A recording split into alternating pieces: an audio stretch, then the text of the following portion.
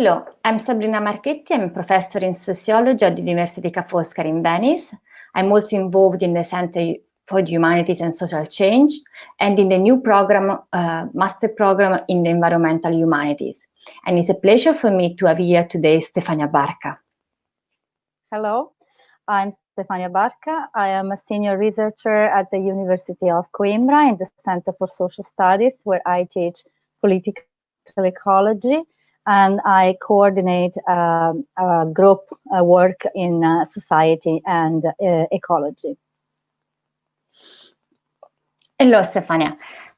We have prepared some questions. We are going to have a sort of interview dialogue around the topics of gender, labor, ecology, new materialism, and so forth. But let us start from mentioning what is a new book coming out from you. Congratulations. The book is entitled Forces of Reproduction, Notes for a Counter-Hegemonic Anthropocene. And the very beginning of this conversation, I think, should be on commenting what is this book about. How can you explain to us the contents and the perspective that you are offering with this new book? Yes, thank you, Sabrina. Well, first of all, the book is not out yet. It's forthcoming from a new series in environmental humanities in Cambridge University Press. The new series, it's called Elements in the Environmental Humanities. It's a collection of short books with a strong thesis that is relevant for this, let's say, emerging field of studies and research. And it's the book series is edited by Louise Restling, Timo Maran, and Serenella Iovino. And my forthcoming book, it should come out after the summer, hopefully. It represents a strong thesis in the sense that it is a critique to the Anthropocene, the hegemonic Anthropocene narrative. And my argument is that this narrative has been incorporated within an older, it looks like a new narrative, but it's actually the continuation of an older, very consolidated narrative that represents man as the dominant geological force of our epoch, and emphasizes both the destruction power and its salvation power, especially through industrial technologies. So my element will develop an original counter narrative, or better, it will make a number of alternative narratives, of counter narratives, to visible, and those that are centered on the perspective of the forces of reproduction. And by this term, I mean the labors of reproduction, the labors of care, not only for people, but care for the environment, care for the planet, what Caroline Merchant calls earth care. And my intent is to bring to the fore the historical agency of these forces, of the reproductive and subsistence workers, as those subjects that through their daily practices and also through organized political action, take care of the biosphere and take care of the reproduction, of the conditions for human reproduction and non-human reproduction. So my approach is that of that I call narrative justice.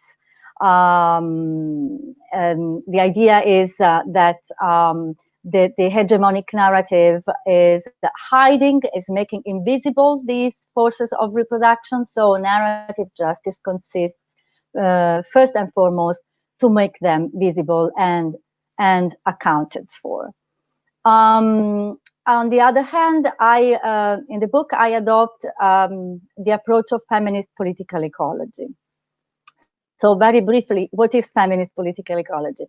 let's start with political ecology. It's a field of studies that helps us see the root causes, the contradictions that originate the ecological crisis, and as enrooted in the capitalist system, in the capitalist colonial system, and so it sees the ecological crisis as a result of power inequalities in what is termed with a term that is a bit technique, but it's also intuitive. Social metabolism. This is the exchange of matter and energy between societies and the biosphere. It's what keeps humanity alive, the exchange of matter and energy with the environment. So in political ecology, the ecological crisis originates from, let's say, the wrong organization of social metabolism, the wrong forms of organization of this metabolism between societies and the biosphere. Now, feminist political ecology puts patriarchy into the equation. It tells us that the ecological crisis results from the unequal valuation of work in the capitalist industrial modernity. So that some kinds of labor, some kinds of organization of social metabolism, and the bodies and the lives that perform it, and the places where these live, these can be sacrificed to profit making and to economic growth. So feminist political ecology has shown how the sexual division of labor and the racial division of labor at all scales have been key mechanisms of this model of social metabolism and a root cause of poverty and violence against women, against racialized people, and against the environment, and how these forms of violence are connected to each other. And feminist political ecology, this is the last point, introductory point I wanted to make, also allows us to see the COVID pandemic in this framework. For example, one important aspect that feminist political ecology can allow us to see is the aspect of food production. No, that is key also to the pandemic. Historically speaking, it's been women have been pushed off the land and off food production to make space for industrial farming with its enormous concentration of land and power and its destructive effects upon wildlife habitats. And this has created the conditions for the spread of the viruses from animals to humans, which is been identified as a key cause of the COVID pandemic. So you see that feminist political ecology research has also important implications for policy making and for social movements on the global scale, because it points to the need for tackling the inequalities that have the power inequalities that have led us to the present crisis. And this lets me to ask to you, Sabrina, as a specialist of domestic labor and gender and racial inequalities, how does this idea resonate with you, with your own work, this feminist political ecology approach? Yeah, I think that the example you just gave of the beginning, what we supposed to have been the beginning of the pandemic, it is a very telling case that bridges different debates. No? So you are coming to that from this ecological perspective, but then we see how that relates to reproductive labor. And in my case, I'm working on paid forms of reproductive labor. But to go back to the pandemic, the idea that what a woman, supposedly Chinese woman, has cooked in a kitchen is what has triggered the global crisis that we know, which is a crisis which has become very public, so to say, in opposition to a very private matter, very intimate, if you want, matter, which is what a woman decides to buy at the market and cook that day for her family. So this has always been a very considered a very relevant, everyday, ordinary thing, which women, let's say, just women can do, has become the global issue that top level policymakers are today discussing. And this, I think, it's really important, as you do, to draw attention to how the division of labor is at the root of much of the inequalities that we experience today, as you say, in the taking care of the earth, taking care of our everyday life. For me, the emphasis is very much on people who do these activities as their main job. So they do them, first of all, of course, in their private homes, in their private lives for themselves and their families and their friends and their communities, but they also do it in a paid way for other people that belong to other social strata, they belong to other social classes, they might be people of different racial backgrounds. So this is also interesting paid forms of reproductive labor that we have encountered between social groups of different origins. So more working class, racialized women, but also some men working for the wealthy classes, typically white bourgeois classes in the same urban space. So I think it's a very intense field of study, and I'm interested also in this that you said the COVID pandemic is exposing many of these tensions, many of the elements of vulnerabilities that are in that organization of labor, paid and unpaid. And there is a moment of public intervention into that. For me, it was interesting to see the emergence of this category of what have been called essential workers, which is actually, I don't know in your opinion, but it was a bit striking to see how this label has come up so suddenly. I mean, not many people were using that. I'm not aware of scholars using that term, but apparently has been very useful in the hands of policymakers. And then I think it's a concept that we will have to deal with. What do you personally associate with this category of essential workers? Well, for me, and in feminist political ecology, this is the labor of producing life. This is a definition that comes from German sociologist Maria Mies, who is one of the main references in feminist political ecology, and she co-authored a book called Ecofeminism together with Vandana Shiva, and other books, for example, The Subsistence Perspective, together with Veronica Bernol Thomason. But the most important reference work from Maria Mies is the one, an older book that is from the 1980s called Patriarchy and Accumulation on the World Scale. And this is a book where she puts forth this definition of reproductive work, reproductive and care work as the work of producing life. So in feminist political ecology, this is essential work.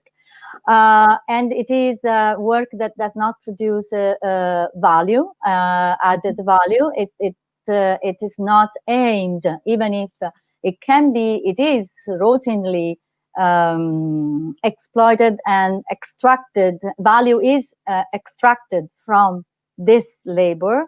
But the basic contradiction is that comes from feminist political economy in the end. No, it comes from the domestic labor debate that predates, of course, feminist political ecology. It comes from debates that originated in the late 60s and early 70s on how the work of producing life is mostly unpaid, and but even so, it does enter in it is exploited. It does enter into the circuit of capital, of producing profits. But going back to your question, the essential labor of producing life also today, it's also redefined, reconceptualized as life making by Titi Bhattacharya, for example, as contrasting it with the work of death making that is also, let's say, so much part of political economy as we know it. No? The profit making that produces environmental degradation, the depletion of bodies, it produces occupational health, it produces environmental disasters, it produces war. No, through the war machine, the military industrial complex, so to speak. So, so the work of life making is the essential labor that feminist political ecology points to. And this labor is not performed simply in the domestic sphere, but the intuition here is that producing life is also performed outside of the home, in the community, in sustaining and nourishing social relationships and sustaining the life of vulnerable subjects like little children, for example, but also like the sick, the disabled, the elderly people. And it's also the work of in the community, sustaining the vulnerable persons in the community. And it is also the work of it's also performed in the local environment, both the urban environment and the rural environment. In terms of, for example, think, for example, of urban gardening, no, or the peasant agriculture, all those forms of, or even environmental cleanup, no, cleaning up local beaches. All those activities that are mostly unpaid and performed on a voluntary basis, but that have to do with the reproduction of the community, with the health of the community, with the relationship between the community and its biophysical environment that is essential to the well-being of the community. One author in feminist political ecology, Ariel Saleh, calls this meta-industrial labor, and by this she means all the enormous amount of labor that is invisible and mostly unpaid, that surrounds and sustains industrial labor, that makes it possible. And she calls attention to the fact that meta-industrial labor is not based on extraction. It's not aimed at producing profit. It does not produce environmental degradation and bodily depletion, but it's just the opposite of it. It replenishes, it nourishes, it regenerates life, and in so doing, it keeps the system going. I would say it keeps the world alive. And the value of this labor is not measured in monetary terms, because money in the current system values profit making over life making. But nevertheless, meta-industrial labor does produce value. In Saleh's work, this should be called the metabolic value. It's the value of keeping the world alive, of opposing the force of destruction, of environmental degradation, and of health threats. And one last point I want to make about this essential work, it does not have sex, but it does have gender. This work is mostly feminized and racialized. It's considered women's work. It's considered unproductive work, and it's unvalued for this reason.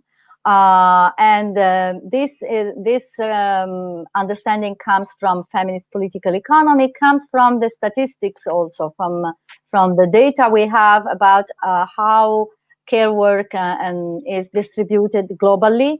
we know that most of the people upon whose shoulders this labor falls are racialized women of color, and women people who cannot not do this work because nobody else does it for them. And this is a very important point to keep in mind when we say that these women are not in debt, but they are in credit with the system. They have a long-term credit for having kept the world alive, and it's time to to giving back to these people. And this leads me to wonder, I see, what do you think about the fact that the United Nations and the ILO, the International Labour Office, have recognized after a long time of debates and struggle from the women's movement and from feminist movements, they do recognize the need for valuing unpaid care work, but this accounting and valuation is still restricted to the sphere of domestic work only, and it still keeps out all the work that the care work and reproductive work that is performed outside the home, like, for example, in subsistence food production, which is so important for billions of people worldwide, like in peasant farming or traditional fishing practices. And these are still excluded by the categories of unpaid care work. So I was wondering, what do you think of these distinctions? If it makes sense to you, or would you argue for that it needs to be revised? I think that here we come to the question of valorization of the calculation of the value which is produced, which is a classic dilemma in feminism, Marxist debates. And so I think that here we touch what you mentioned, the example of that you mentioned within farming, within fishing, etc. We touch on the need to unpack labor sectors as we traditionally define them. So that the examples also you gave before, of how much care work is needed in industrial production. This is something we always think of the factory as this bulk in which only men, also some women, but the people who work there are doing production work, and we do not think about the care work which is there. And I think the same goes with farming, with also with taking care of the animals. So there is a portion which is directly oriented to the market, to producing and selling goods coming from plants or plantations or from animals. But at the same time, there is a large portion of this work which is the work for maintenance of all of that. And also within those systems, within those sectors, this type of work, as far as I know, I'm not an expert, of course, I work on the domestic and care work in the household. So I work really on what you mentioned, the UN has focused on. So that will be my interest. But if you think about these are the sectors, also they say, let's say the caring and maintenance work is done by the most stigmatized, the most vulnerable workers in the system. So there is a hierarchical distribution of workers within each labor sectors, and we see the reproduction of the production-reproduction dichotomy also within all kinds of labor sectors. And I think that with this category, essential workers, we have been forced to make this mental exercise of expanding our notion of reproduction. And I would add, going back to what you said in the beginning, what we need to reproduce society in the double version, what we need to in order to reproduce a healthy society, but also in a moment in which our society is ill, sick, what do we need in order to face this illness? And we have been facing at the global level a huge moral dilemma within a few days. If to take care of the ill, of the people that is most at risk of becoming ill, so especially the elderly population. And so what are the strategies that we have to put in place in order to face that kind of special need of an ill society? So, and I think this is the tension there now, what kind of society we imagine for the future, and the awareness that we are having of our future of a probably very fragile society, which is a debate that in feminism, I'm thinking about the work about Judy Butler, of course, on this, have been going on for decades, and in a few days have become a matter of, again, of mediatized discussions. I think is a very challenging period we're going through. And on this, speaking of public discussions, I want to mention that you have been personally involved on the proposal of what in Italian we call a reddito di cura. Would you say that in English, care income? I guess. Do you want to tell us a bit about this initiative and how did it go, and what were the reactions to that? Yes, thanks for the question. This is the Care Income Now campaign that I've been taking active part in during the last 3 months. Originated through a collaborative work that I did together with Selma James and Nina Lopez from the Global Women's Strike, and Giacomo D'Alisa, a researcher in the degrowth movement. We were working together on a proposal for a just transition for Europe, putting together a document of policy proposals for a post-carbon transition in Europe based on principles of environmental justice. I can tell you a bit more about this later if you want, but here the important thing is that among these policy proposals, one that idea that we came up with was this care income. And so establishing a form of economic reward for the unpaid care work as a form of contrasting the devaluing of life making that originates the ecological crisis. So we thought that giving people an opportunity to work as to being recognized, not to work because the people are already working are already giving care, no, but being recognized as this.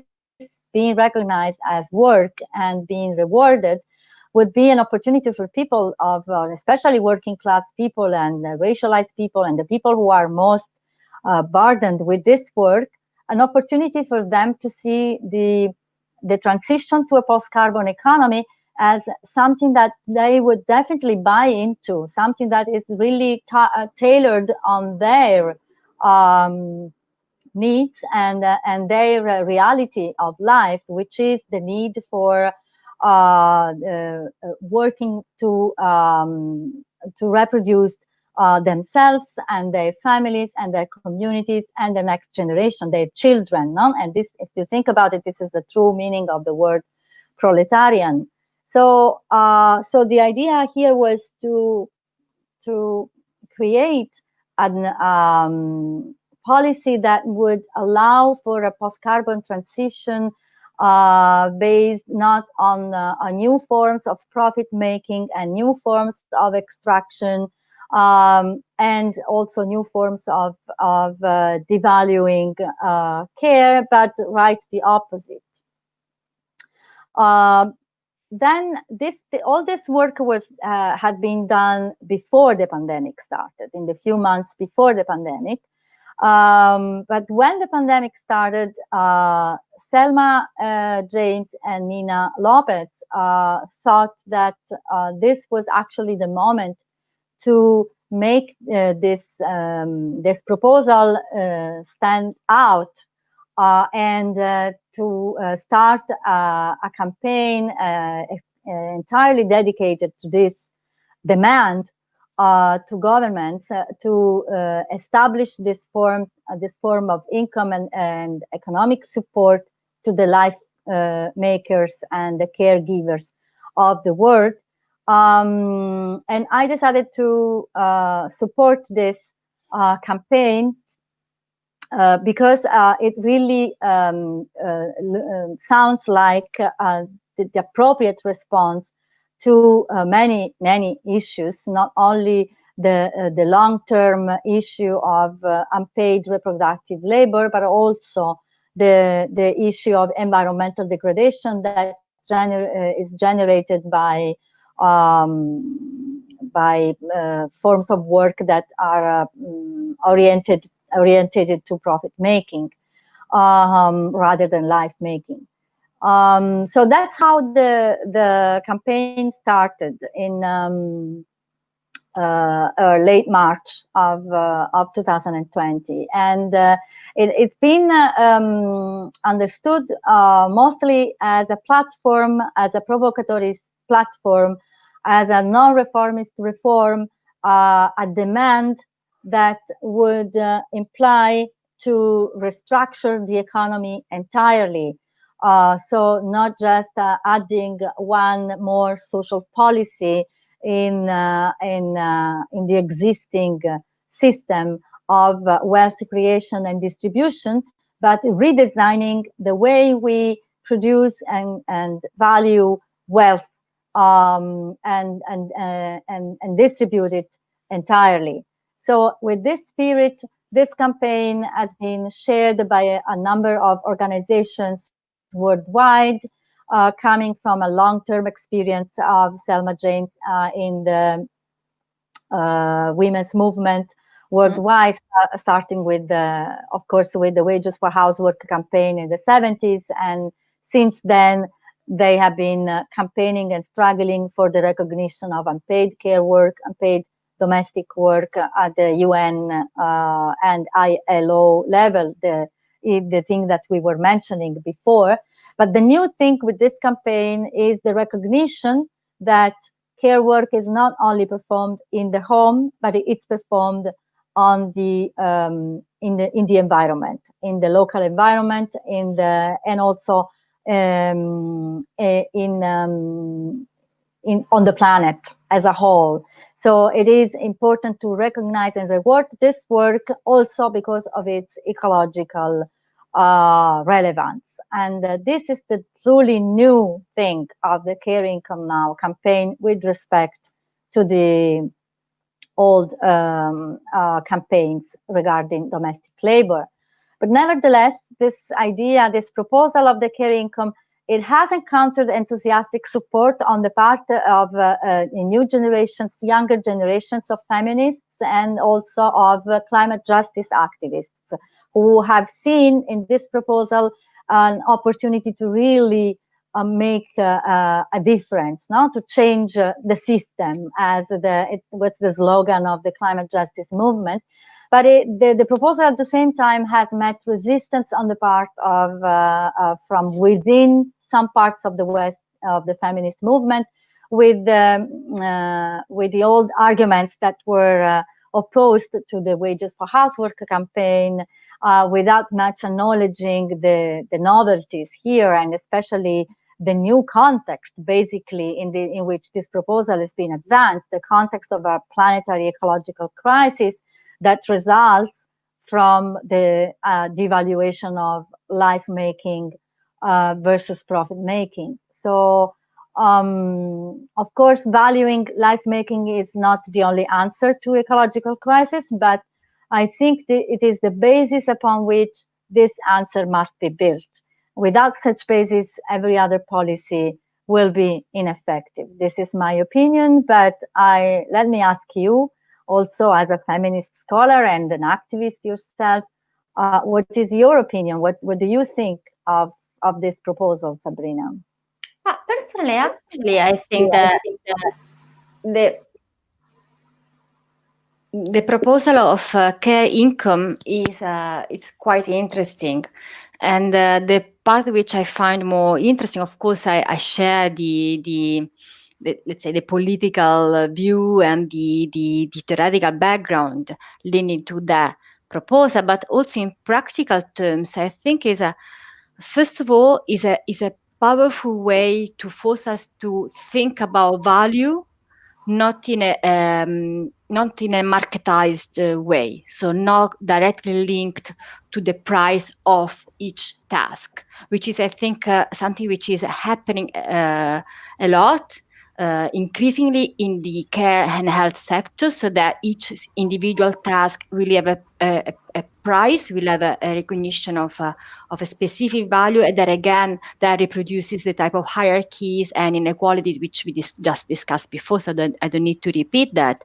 And instead, looking at the way each person, and I would say especially people who do these caring jobs, as you have described them, do need a basic minimum income. So it will be more along the line of what is all the discussion on the minimum wage, which doesn't go into the specificity of what you exactly do. And then it's more valuable if you feed someone, or if you give medicine to someone, or if you wash the body of a person, or if you take the person for a walk. That would be like saying it's more of value gardening or collecting garbage from that same garden. There will be this kind of paradoxes in which we always found when we discuss that way in a marketized sort of frame. So I think that's a powerful proposal, very provocative, and at the same time, the other interesting part is connected to movement. So it could be a platform on which different types of movement converge. And this is, of course, what we are seeing now, the environmental movement, the feminist movement, the workers' movement, you name it, the anti-racist movement. Ideally, we could speak of all the movements of the world have a tendency to converge on common practical grounds. So I don't know, I would just say that this convergence does need a solid theoretical political vision again, but sometimes it is in the practicalities that it gets stuck. And I'm always thinking about, for example, the domestic worker, the paid domestic worker, who's a very tricky character here, because she's in charge of the reproductive work, but also in her daily activity in and home, and the home where she's working. She's the one separating the garbage, using specific products to clean, using specific, cooking a certain way, always, which can have a more or less impact on the environment. So she's a paradigmatic figure in the attempt to change the way we interact with the environment, starting from our bedrooms and our kitchen, and how we try to not pollute, or etc. But at the same time, when domestic workers are asked by their employers to please use the environmentally friendly product, they know that they will take them double time in some cases to clean that they do with a very powerful, very chemical, toxic sort of product. The same toxic product, which is at the same time affecting the health. So domestic workers and cleaners, also in offices and factories, do have a lot of health issues because of the toxic product they use on a daily basis. But at the same time, they know that only with this toxic product they can clean faster. And as long as they are paid, as I said before, on the basis of the task they accomplish and on the rapidity they have in the performance of that cleaning, we cannot get out of that trap. So those that could be the heroine of a cleaning in an environmentally sustainable way do become the same people who, at risk of destroying their health and the planet health, so to say, are keeping bad habits, or we could say bad habits. So I will give the last word to you by asking you how you see the possibility of a convergence between movements, and I know you have also something to say about what we call the global New Green Deal. What is that? Well, thank you, Sabrina. I think this was really the core of the issue, the point that you just mentioned. Because I've been writing most of my research in the past 10 years. It's been on this exact point, even though I haven't looked at it from the point of view of paid domestic workers, but I think the example is perfect. So the dilemma that we know as jobs versus the environment. No, so the idea that environmental degradation has to do with workers, that workers somehow are responsible for it, and this normally in common parlance, in common discourse, and also in much of the environmentalist discourse in the past decades, went under the rubric of industrial jobs, how industrial workers were inherently destroyers of the environment. They didn't care for the environment. They actually weren't or were opposed to environmental policy,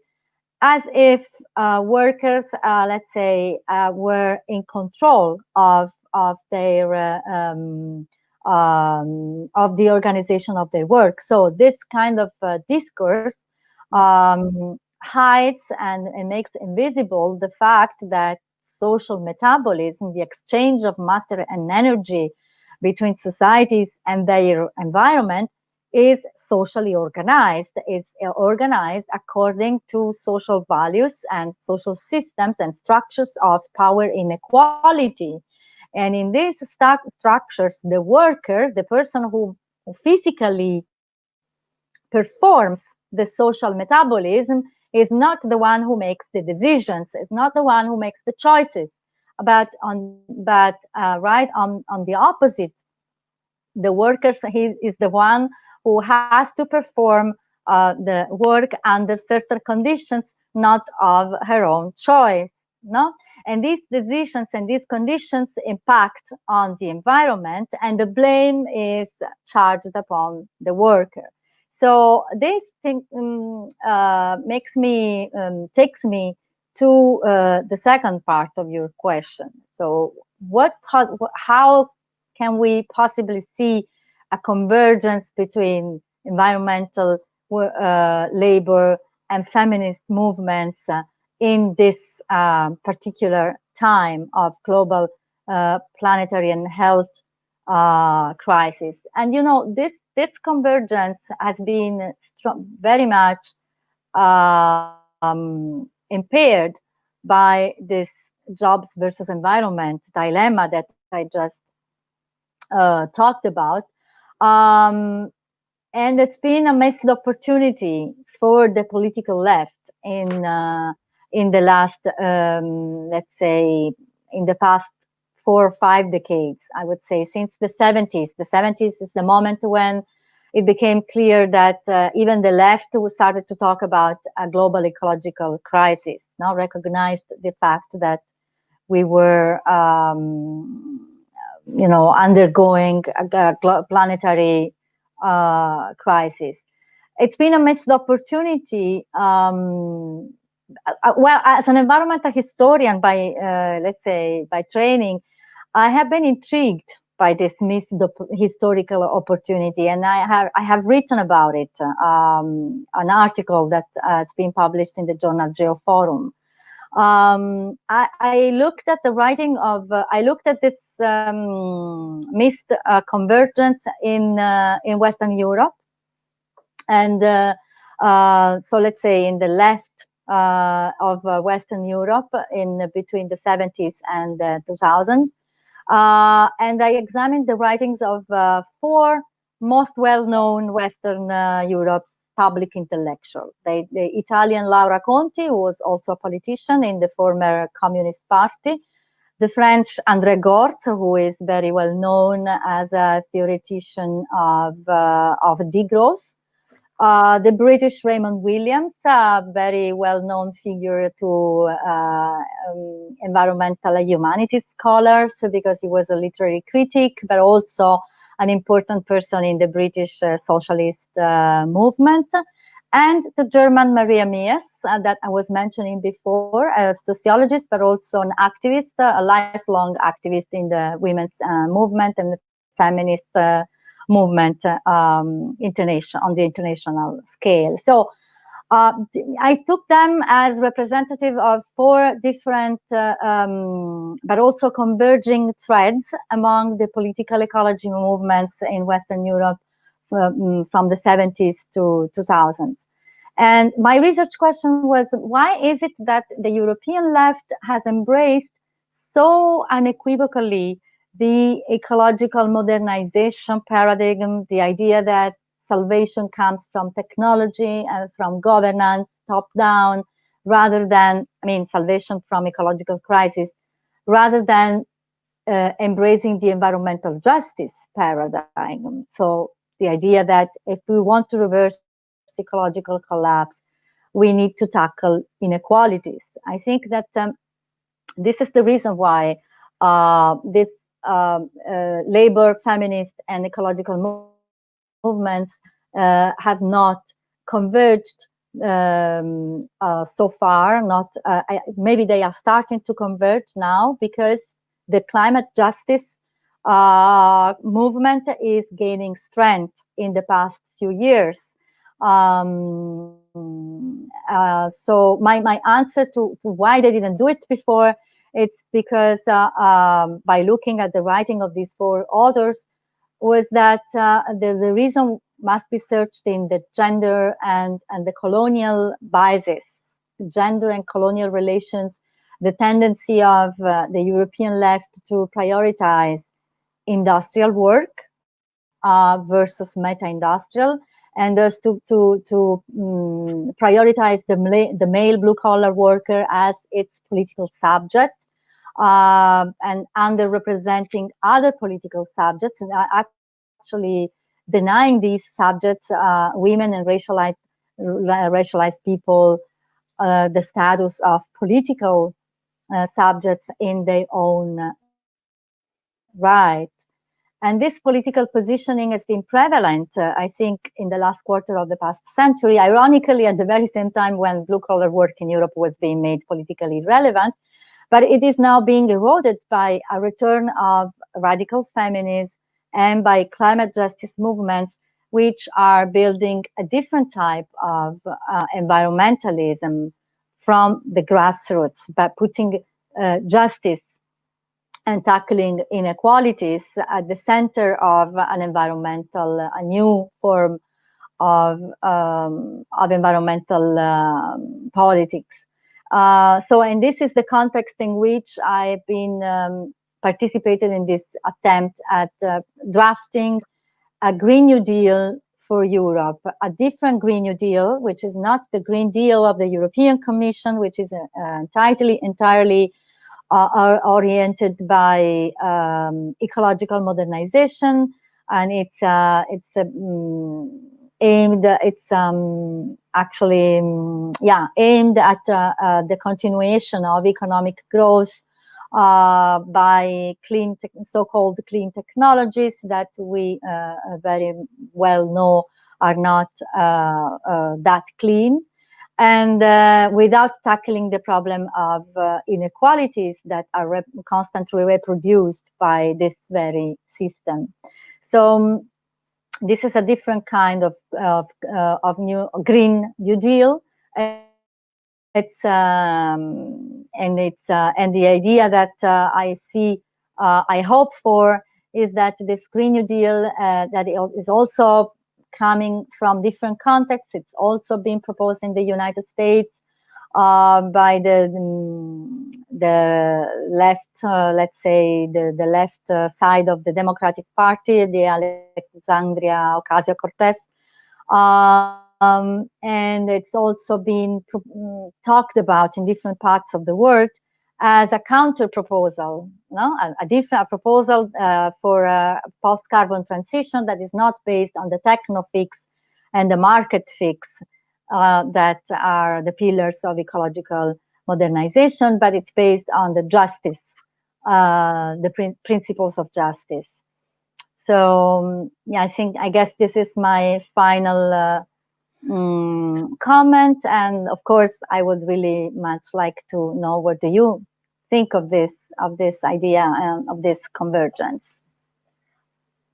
But you see, the convergence is, as I said, working at the ideal level, but also at the very practical level. So I won't repeat myself, and I would say that we need to find practices, common practices between these different movements on the everyday life, not only in the moment of the mobilization, but also how you can take ideals and new perspective in your ordinary everyday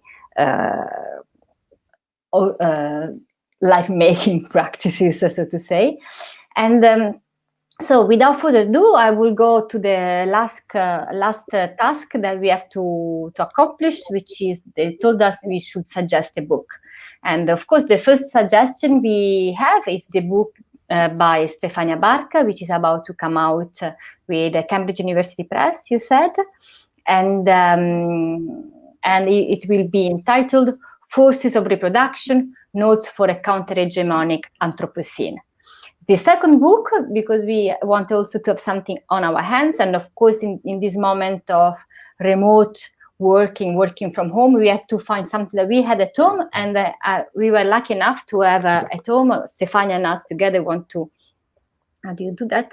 This book by Silvia Federici and Orlen Austin, which is a collection of all the posters and all the, it's very difficult to show something on a camera. All the posters, all the documents produced by the campaign Wages for Housework between 72 and 77, between me as a sociologist of labor and gender and Stefania as an historian of environment working on reproduction. We thought this was the perfect book that spoke to both of us in a very similar way. So thank you to everyone for listening, and have a good continuation with this initiative, A View from Venice. Thank you, Sabrina, and those who organized and made this possible. Goodbye. Bye.